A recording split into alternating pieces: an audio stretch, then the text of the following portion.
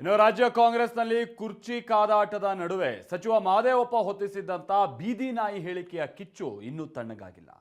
DK ಬಣದ ಶಾಸಕರು ಮಹದೇವಪ್ಪ ವಿರುದ್ಧ ರಾಂಗ್ ಆಗಿದ್ದಾರೆ. ಮತ್ತೊಂದು ಕಡೆ ಕೈ ಶಾಸಕ ಪಡೆ ವಿದೇಶಕ್ಕೆ ಹಾರಿದ್ದಾರೆ. ಈ ವಿಚಾರವಾಗಿ ಜಟಾಪಟಿ ಕಾಂಗ್ರೆಸ್ ಮನೆಯಲ್ಲಿ ಮುಂದುವರಿತಾ ಇದೆ.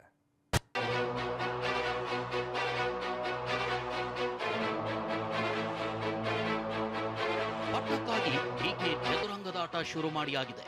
ಮೇಲಿಂದ ಮೇಲೆ ದಾಳವನ್ನು ಉರುಳಿಸ್ತಿದ್ದಾರೆ.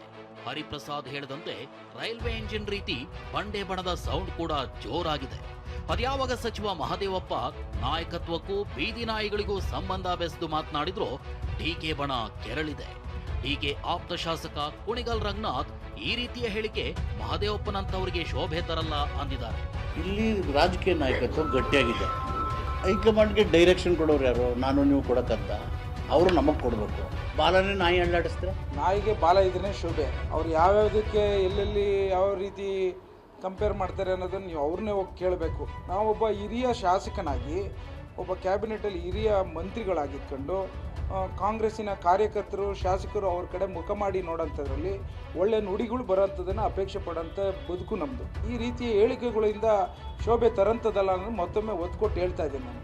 ಇನ್ನು ಶಾಸಕ ರವಿ ಗಾಣಿಗ ಕೂಡ ಮಹದೇವಪ್ಪರ ಬೀದಿ ನಾಯಿ ಹೇಳಿಕೆಗೆ ಗರಂ ಆಗಿ ಉತ್ತರಿಸಿದ್ದಾರೆ. ಡಿಕೆಶಿ ಅಂದ್ರೆ ಕಾಂಗ್ರೆಸ್ ಪಕ್ಷದ ನಿಯತ್ತು ಅಂದಿದ್ದಾರೆ. ಒಂದು ವಾರದಲ್ಲಿ ಎಲ್ಲದಕ್ಕೂ ಉತ್ತರ ಸಿಗುತ್ತೆ ಅಂತ ಟ್ವಿಸ್ಟ್ ಕೊಟ್ಟಿದ್ದಾರೆ. ಅವರಿರ್ಬೋದು ನಾಯಿ ಅಂದರೆ ಪ್ರಾಮಾಣಿಕತೆ, ನಾಯಿ ಅಂದರೆ ನಿಯತ್ತು.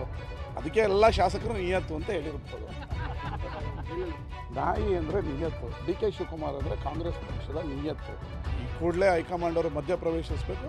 ಇಲ್ಲ ಚೇಂಜ್ ಮಾಡ್ತೀವಿ, ಡಿ ಕೆ ಶಿವಕುಮಾರ್ ಮಾಡ್ತೀವಿ, ಇಲ್ಲ ನಿಮ್ಮನ್ನ ಮಾಡಲ್ಲ. ಎರಡರಲ್ಲಿ ಒಂದು ನಿರ್ಧಾರಕ್ಕೆ ಬರಬೇಕು. ಒಂದು ವಾರ ಟೈಮ್ ಕೊಡ್ರಿ, ಒಂದು ವಾರ ಟೈಮ್ ಕೊಡ್ರಿ. ನಾಯಿ ವ್ಯಂಗ್ಯ ಎಲ್ಲದಕ್ಕೂ ಸೂಕ್ತ. ಕೈ ನಾಯಕರ ಈ ಗುದ್ದಾಟ ಬಿಜೆಪಿಗೂ ಅಸ್ತ್ರವಾಗಿದೆ. ವಿಪಕ್ಷ ನಾಯಕ ಆರ್ ಅಶೋಕ್ ಅಂತೂ ರಾಜ್ಯ ನಾಯಕರಿಂದ ಹಿಡಿದು ಕಾಂಗ್ರೆಸ್ನ ಹೈಕಮಾಂಡ್ ನಾಯಕರವರೆಗೂ ಎಲ್ಲರ ಕಾಲೆಳೆದು ವ್ಯಂಗ್ಯ ಮಾಡಿದ್ದಾರೆ. ನಾನು ಇಷ್ಟು ದಿನನೂ ಕೂಡ ಸಿಎಂ ಮತ್ತು ಡಿ ಸಿ ಎಂ ಮಧ್ಯೆ ಕಚ್ಚಾಟ ನೋಡ್ತಾ ಇದ್ದೇನೆ. ಸಿಎಂ ಮತ್ತು ಡಿ ಸಿ ಎಂಗಳ ಮಧ್ಯೆ ಕಚ್ಚಾಟ ಬರ್ತಾ ಇತ್ತು ದಿನನಿತ್ಯ ಪತ್ರಿಕೆ. ನಿನ್ನೆಯಿಂದ ನೋಡ್ತಾ ಇದ್ದರೆ ಕುರ್ಚಿಗೆ ನಾಯಿಗಳು ಕಿತ್ತಾಡುವಂಥ ಪರಿಸ್ಥಿತಿ ಬಂದಿದೆ. ಅಂದರೆ ಅವು ನಾಯಿಗಳಿಗೂ ಮೂರನೇ ಮಾಡಿಯ ಯೋಗ ಅಂತ ಮಹದೇವಪ್ಪನವ್ರು ಹೇಳಿರೋದು, ನಾನಲ್ಲ. ಬೀದಿ ನಾಯಿಗಳಲ್ಲ, ಅವರೇ ಹೇಳಿಕೆ. ಡಿ ಕೆ ಸುರೇಶ್ ಅವರು, ನಾವು ನಿಯತ್ತಿನ ನಾಯಿಗಳು ಅಂದರೆ ಬೀದಿ ನಾಯಿಗಳು ಯಾರು ಈಗ ಕಾಂಗ್ರೆಸ್ಸಲ್ಲಿ? ಹಂಗಾರೆ ಹೇಳ್ಬೇಕಲ್ಲ. ಈಗ ನಂದಲ್ಲ ಇದು ಯಾವುದೂ, ಎಲ್ಲ ಮಹದೇವಪ್ಪಂದೆ. ಅಂದರೆ ಕಾಂಗ್ರೆಸ್ಸಿನ ಜಗಳ ಈಗ ಬೀದಿ ನಾಯಿಗಳ ಜಗಳ ಥರ ಆಗಿದೆ ಅಂತ ಮಹದೇವಪ್ಪನವರು ಹೇಳ್ತಾ ಇದ್ದಾರೆ. ಎಲ್ಲಿಗೆ ಬಂದ್ಬಿಡ್ತು ರಾಜಕಾರಣ?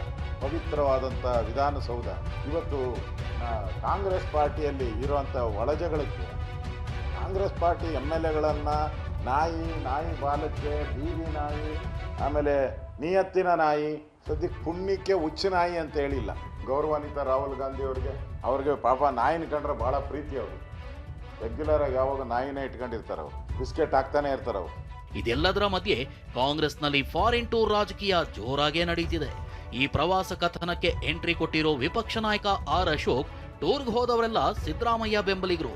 ಸಿದ್ದರಾಮಯ್ಯ ಡಿಕೆಗೆ ಒಂದು ಝಲಕ್ ಕೊಟ್ಟಿದ್ದಾರೆ ಅಂತ ಕುಟುಕಿದ್ದಾರೆ. ಇವರು ಫಾರಿನ್ ಟೂರ್ಗೆ ಹೋದವರೆಲ್ಲ ಯಾರು ಬೆಂಬಲಿಗರು? ಇವರೆಲ್ಲ ಪಕ್ಕ ಸಿದ್ದರಾಮಯ್ಯನವರ ಬೆಂಬಲಿಗರು.